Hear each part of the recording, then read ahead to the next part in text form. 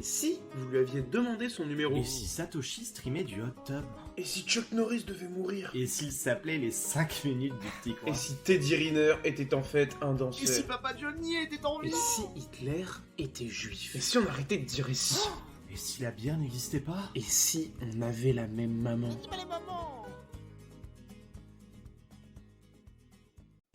Et si le Bitcoin sauvait la planète?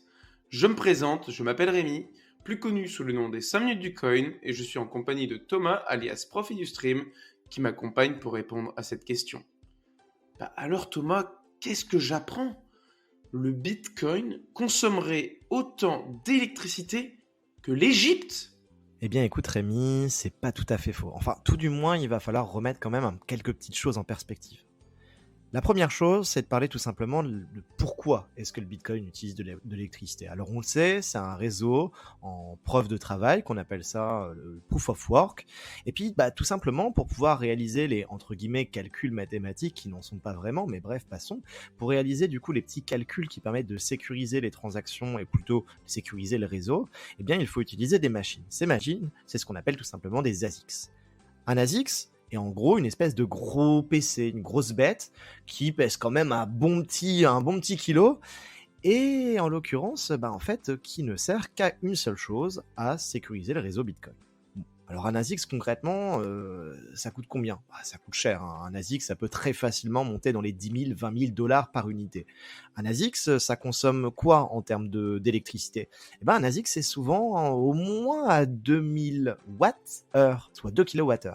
Et ça veut dire que la consommation électrique d'une seule unité d'ASICS, c'est quand même beaucoup. Il faut se dire que derrière, il y a des énormes fermes de minage un petit peu partout dans le monde, que ce soit au Kazakhstan, que ce soit en Islande, ou que ce soit même également aux États-Unis, avec des centaines, des milliers d'ASICS qui sécurisent le réseau et qui derrière obtiennent des rewards, qui sont tout simplement les 6,25 bitcoins par bloc. Et donc par conséquent, ça fait une sacrée consommation d'électricité. Et puis ce qui est très intéressant, c'est que il y a quelques mois, on va dire il y a un petit peu moins d'un an, il y avait pas mal d'articles qui sortaient dans la presse, un petit peu à gauche à droite dans le monde, qui disaient que le Bitcoin était extrêmement consommateur d'électricité.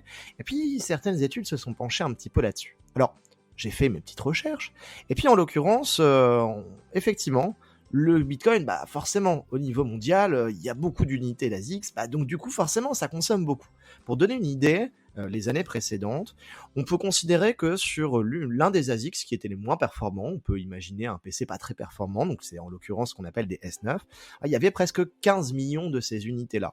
Et ça fait 163 TWh par an. C'est énorme, Rémi. Tu disais l'Égypte, effectivement, l'Égypte est à 160 TWh utilisés en électricité par an. Donc finalement, ce que tu disais, c'était vrai. Maintenant, il y a un autre point qu'il va falloir prendre en compte, c'est que justement, les S9 dont j'étais en train de parler, ce qui correspond d'ailleurs à 0,66% de la consommation planétaire annuelle en électricité, les PC et les ASICS s'améliorent petit à petit et gagnent ce que l'on appelle en efficience. Qu'est-ce que c'est l'efficience? C'est tout simplement avoir une consommation d'électricité qui vient être moindre, pour réaliser la même quantité de calcul, ce qu'on appelle le hash rate. Et donc, pour donner un exemple, actuellement, l'un des ASICS les plus utilisés dans les fermes de minage, c'est le S19 Pro. Concrètement, avec seulement 2,3 millions de ces ASICs-là, le Bitcoin obtiendrait le même hash rate au niveau mondial, donc le même taux de calcul au niveau mondial et donc le même taux de sécurisation. Et ça correspondrait à 66 TWh par an. Autrement dit, un peu plus que la consommation de la Roumanie qui est à 50 TWh annuels. Du coup, avec ça, on pourrait quasiment déjà diviser par 3. C'est tout à fait ça. Et évidemment, on le connaît. Alors, effectivement, il y a quelque chose qui s'appelle la loi de Moore qui vient dire que finalement, au niveau des composés informatiques, plus on va dans l'infiniment petit, plus ça va devenir compliqué de pouvoir améliorer les performances. Mais néanmoins, que ce soit pour les téléphones, que ce soit pour les ordinateurs, et que ce soit maintenant pour les FPGA, qui est un autre type d'ASICS, et pour les AX à proprement parler, en réalité, on améliore leur efficience, et donc on parvient, pour sécuriser la blockchain Bitcoin, à moins consommer. Puis bon, après, comme tu dis, il faut remettre les choses en perspective, parce que certes, ça consomme autant que l'Égypte, ou potentiellement la Roumanie, en utilisant des ASICS S19, mais après, ce qu'on ne voit pas derrière, en tout cas ce que les articles qui assassinent le Bitcoin en le comparant à des pays, c'est son utilité et c'est aussi ses potentielles utilités au niveau électrique. Parce que le Bitcoin, en réalité, il peut nous permettre de bien gérer notre électricité au niveau mondial et individuellement pour les pays. On a d'ailleurs beaucoup d'exemples dans les pays africains, par exemple, où là-bas, il y a énormément de barrages hydroélectriques qui produisent donc de l'électricité en continu, mais dont énormément d'électricité est perdue. Comment ça, perdu? Tu veux dire que l'électricité qui est créée par les barrages n'est pas utilisée? Pas tout, pas tout Thomas, malheureusement, parce que soit il manque de consommation derrière. Ils ont dimensionné un barrage de telle puissance et à côté, il y a que 2 villes qui tirent tant. Et malheureusement, l'électricité qui est produite à l'instant T, on peut pas la stocker dans des batteries et du coup, elle sert à rien, elle disparaît, elle est perdue, comme je te disais. Et donc, la solution qu'apporte le Bitcoin et donc les fermes de minage dont tu parlais avant, c'est d'installer des fermes à côté de ces barrages pour utiliser cette énergie qui est perdue afin de miner du Bitcoin. Donc déjà, tu ne perds pas ton électricité et en plus, tu récupères du Bitcoin, tu sécurises le réseau. Donc après, il y a un intérêt monétaire derrière. Et deuxièmement, ce qui peut être intéressant aussi avec ça, c'est qu'en fait, il y a beaucoup d'endroits en Afrique et même dans d'autres pays du monde où ils ne construisent pas de barrages ou même pas de solutions de production d'électricité parce que les villages alentours sont trop loin de la source. Par exemple, tu as une rivière qui passe à un endroit et le premier village, il est à 25 km. Ils n'ont aucun réseau électrique de tirer.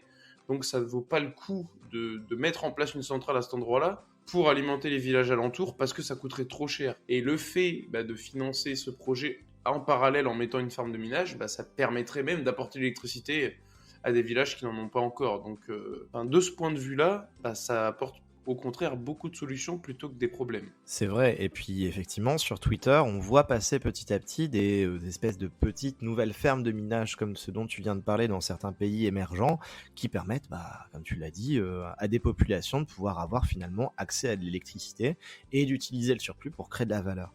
Alors il y a autre chose aussi parce que justement tu parlais du fait que l'énergie et l'électricité créée par les barrages pouvaient derrière être utilisées pour miner du Bitcoin, mais finalement il n'y a pas qu'une question d'électricité dans le minage du Bitcoin, Rémi. Il y a aussi autre chose. Il y a une question de chaleur.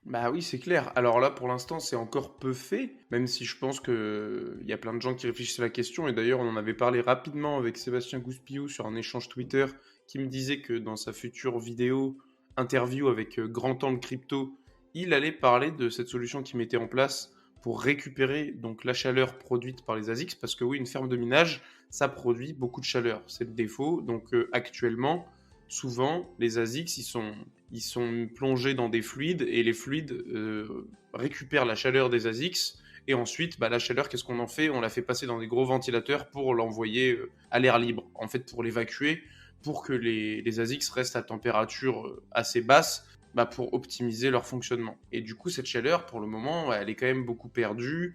Après, il y a des gens qui minent chez eux et qui utilisent les ASICs avec des petites genres de VMC, histoire de chauffer leur maison. Mais là, on parle à échelle individuelle. Salut, ça fait 2 ans que j'ai pas chauffé chez moi. Voilà. Mais ça peut être une solution, du coup, qui pourrait être appliquée à bien plus grande échelle, parce qu'actuellement, en plus, moi je suis chauffagiste, donc je le vois en France par exemple, on développe de plus en plus les réseaux de chaleur. Du coup, c'est des grosses chaufferies centrales qui permettent de chauffer toute une ville, etc. Et c'est alimenté pour l'instant par des chaudières. On pourrait très bien imaginer une grosse ferme de minage dont la chaleur servirait peut-être pas pour chauffer exclusivement, un réseau de chaleur serait peut-être pas assez puissant, mais au moins pour préchauffer, etc. Mais en tout cas, on pourrait réexploiter cette chaleur pour donc chauffer des villes, des maisons, etc. Et donc, ce serait tout bénef. On gérerait mieux notre consommation électrique. Et derrière, on aurait un gain financier en minant du Bitcoin. Et la chaleur qui est produite par miner du Bitcoin, on pourrait la réexploiter pour chauffer des maisons, des piscines, etc. Tout est possible, en fait. C'est vrai. Et puis tout en sachant que j'avais fait quelques recherches sur Internet pour comparer, non pas dans le cas des ASICs, mais dans le cas par exemple des rigs de minage composés de cartes graphiques, donc comme ce que vous avez dans un PC.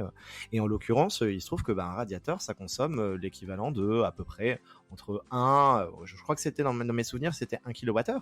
Concrètement, ça équivaut à un rig de minage qui fait certes plus de bruit qu'un radiateur, mais en réalité, il y a des moyens de pouvoir justement contourner ça. Et en plus de ça, au niveau de la dissipation de la chaleur, eh ben, que ce soit le radiateur comme le rig, on est sur des situations qui sont relativement similaires, puisque bah, forcément, quand on a un outil qui est utilisé pour pouvoir créer de la chaleur, que ce soit par le biais de composants informatiques ou par le biais d'un radiateur, bah, derrière, il y a un certain pourcentage de la chaleur qui n'est pas propagé. Et en l'occurrence, dans les recherches que j'avais faites, c'était assez compliqué de pouvoir trouver des données qui étaient vraiment précises ou qui venaient d'études. Bah, dans mes souvenirs, finalement, les rigs de minage, et bah, c'était pas si mal que ça. Alors après, il y a un autre point aussi dont on va pouvoir parler. On parlait justement de Bitcoin et d'écologie. Je sais pas si tu le sais, Rémi, mais lorsqu'on réalise une exploitation de pétrole et de gaz, eh bien en fait ce qui se passe, c'est que généralement le pétrole et le gaz, bah, ils sont présents au même endroit, dans quasiment les mêmes réserves. Et donc ce qui se passe, c'est que bah, même si effectivement dans le meilleur des mondes, il faudrait que les sociétés qui exploitent du pétrole en fait, soient capables d'exploiter en même temps le gaz qui lui correspond, eh bien en fait en réalité ce n'est absolument pas fait. Et je vais même aller plus loin, c'est pas que c'est pas fait, c'est que lorsqu'on extrait du pétrole, vous avez sûrement déjà dû voir des images soit sur internet, soit surtout dans des reportages à la télévision, eh bien en fait il y a des gaz qui ressortent lors de cette exploitation de pétrole. Et ces gaz, en fait, comme ils ne sont pas utilisés, ils sont brûlés. Et là, en fait, il y a un énorme problème avec ça. C'est que ces gaz qui sont derrière brûlés, en fait, ça vient augmenter encore plus l'effet de serre, le fameux effet de serre qu'on connaît tous. Eh bien, en réalité, il y a de plus en plus de grandes entreprises, je crois même la plus grosse entreprise dans ce domaine-là, qui vient petit à petit à utiliser des ASICs pour derrière réexploiter ce qu'on appelle ces fameux gaz, ce qu'on appelle des gaz de torchage, qui eux permettent derrière de produire de l'énergie, et cette énergie est utilisée pour miner avec des ASICs du Bitcoin. Finalement, c'est dingue. En plus de sauver la planète en n'augmentant pas l'effet de serre, on produit de nouveau du Bitcoin. C'est clair que quand on entend tout ça, on se dit, en fait, c'est juste que tout le monde est aveugle et que la plupart des gens sont aveugles et que Bitcoin, c'est la solution à beaucoup de problèmes. Parce que c'est clair que pouvoir gérer l'électricité comme ça, parce que comme on en parlait aussi donc pour les barrages, etc., c'est pareil en France. On a du nucléaire, notre réseau électrique, donc oui, il est alimenté par des centrales nucléaires, mais il y a des moments où on a de l'électricité perdue parce que les centrales nucléaires, alors j'imagine qu'on peut un peu doser l'électricité que ça produit, mais le réseau est toujours en surcharge, entre guillemets, pour pallier au pic de consommation. Et donc, quand on a cette surcharge qui n'arrive pas, il y a quand même de l'électricité perdue. Donc, on pourrait miner avec des ASICs et produire de la chaleur avec, etc. Et après, comme tu le dis, encore une fois, l'utiliser sur les gaz qui sont brûlés lors de l'exploitation pétrolière. Il y a énormément de possibilités et économiquement parlant et écologiquement, c'est super en fait, il n'y a rien à dire. Ah oui, c'est clair. Et puis par rapport justement à ce que tu disais, il y a quelques semaines, quelques mois, il y avait une énorme tempête aux États-Unis et au Canada. Et en fait, ce qui se passe, c'est que là-bas, beaucoup de fermes de minage ont des partenariats très précis avec les grandes entreprises qui s'occupent justement de ce qu'on appelle la grille électrique, qui permet tout simplement les espèces de centrales qui permettent derrière d'envoyer le courant à gauche, à droite. Et justement, dans les situations où il fait de plus en plus froid ou même quand on est dans des tempêtes, en fait, il va y avoir une surconsommation de la part de la population, et en fait il y a un échange qui est très régulier et très précis entre l'entreprise qui va derrière produire l'électricité et la redistribuer, et en parallèle les fermes de minage. Et en fait ce qui s'est passé, c'est que tout simplement pendant ces quelques semaines de tempête, de nombreuses fermes de minage ont arrêté de miner et diminué quasiment totalement, voire même entièrement leur consommation électrique, de telle manière à ce que le surplus d'électricité qu'elles utilisaient habituellement quand il n'y avait pas de problème, en fait a été retransféré vers la population. Et puis ça a été quand même un point hyper important. Et d'ailleurs aux États-Unis, alors dans l'équivalent du Sénat et de l'Assemblée, on a justement de plus en plus de personnes qui viennent en parler, qui viennent expliquer que le Bitcoin a quand même ce rôle, et que concrètement pour les entreprises qui gèrent la distribution électrique du réseau, c'est un point qui est hyper important. Et puis, il y a quelque chose que tu disais que je trouvais très intéressant, c'est que, effectivement, le Bitcoin a pas mal de points qui sont positifs, mais on va pas se leurrer non plus, Rémi. Le Bitcoin consomme, et à la base, le Bitcoin n'a pas été créé dans une optique de permettre, on va dire, une utilisation qui était vraiment écologique du Bitcoin. C'est juste que finalement, petit à petit, de par les différentes innovations et puis les personnes qui s'y intéressent, en fait, on vient à créer de nouveaux projets, de nouvelles choses qui, elles, ont une vocation écologique et qui permet tout simplement de faire en sorte que finalement, c'est de mieux en mieux. C'est de mieux en mieux, et en plus, on n'a même pas parlé de l'utilité du Bitcoin, qui est donc un moyen d'échange de pair à pair. Attends, Rémi, juste avant de parler de ça, il y a quand même un point dont il faut que je te parle. On n'en a pas parlé avant, mais est-ce que tu as une idée de la consommation électrique globale de tout le système financier traditionnel? Allez, petit parallèle, l'Égypte, c'est 160 TWh par an. D'après toi, le système financier, ce serait combien? Alors franchement, je connais pas le chiffre, mais j'allais en parler comme ça, donc sans dire de chiffre, mais j'allais comparer donc le système bancaire qui pourrait être remplacé par le Bitcoin. Mais pour moi, ça doit être du très très lourd. Donc, je vais te faire un petit pari sur du 1000 Tera. Eh ben, on est beaucoup plus que 1000 Tera, on est 5 fois plus, puisque une étude justement qui datait d'il y a quelques années, je crois que c'était 2019, venait à dire que la finance traditionnelle consommait près de 4981 TWh par an, soit beaucoup plus que la consommation actuelle du Bitcoin. Bon, actuellement, je crois que c'est passé à 4500 parce que vu qu'il n'y a plus Crédit Suisse, SVB et bientôt Deutsche Bank, on a un petit peu diminué. Mais, C'est possible. mais, mais, mais non, c'est clair. Imaginez, on n'a plus qu'à se passer des banques, on les met tout à genoux. Donc ça fait 5000 en moins et le Bitcoin, c'est que 170. Donc qui est-ce qui est le plus écologique de tout ça? Ah, mais non, mais c'est clair. Et puis juste pour vous donner une idée de comparaison, l'agriculture au niveau mondial, c'est 3760 TWh par an et la consommation mondiale globale de tout secteur confondu est à plus de 162 000 TWh par an, en tout cas donné de 2019. Mais tu parlais d'un autre point de vue, l'intérêt du Bitcoin d'un point de vue économique. Tu voulais nous dire quoi par rapport à ça, Rémi? Non, en fait, je voulais pas dire grand-chose, mais simplement que maintenant, on arrive à le miner de manière plus écologique et donc récupérer de la chaleur et utiliser l'électricité perdue, mais qu'en plus, le but premier, c'est pas ça, c'est de sécuriser le réseau, et ce réseau, à quoi il sert? À faire des échanges. Il permet à des gens de se bancariser à des endroits où ils n'ont pas accès à la banque, comme en Afrique, etc.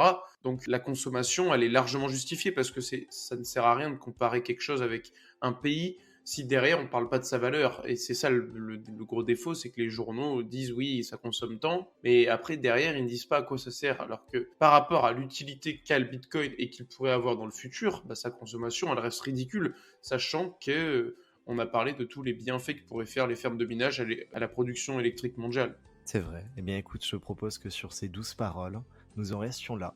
Est-ce que tu veux peut-être résumer? Non, je te laisse faire, j'ai pas envie. Tu le fais si bien. Eh bien, finalement, est-ce que le Bitcoin pourrait tout simplement sauver la planète? La sauver, on ne sait pas. En même temps, pour pouvoir la sauver, je pense qu'il faudrait que absolument tout le monde s'y mette. Et malheureusement, je pense que dans le monde dans lequel nous vivons, ce ne sera pas possible. Mais en tout cas, ce qui est certain, c'est que de plus en plus de personnes qui sont intéressées par le développement du réseau Bitcoin et de tout ce qui s'ensuit, en fait, finalement, viennent à réfléchir de telle manière à ce que le réseau puisse être de plus en plus écologique, et cela pour les années futures.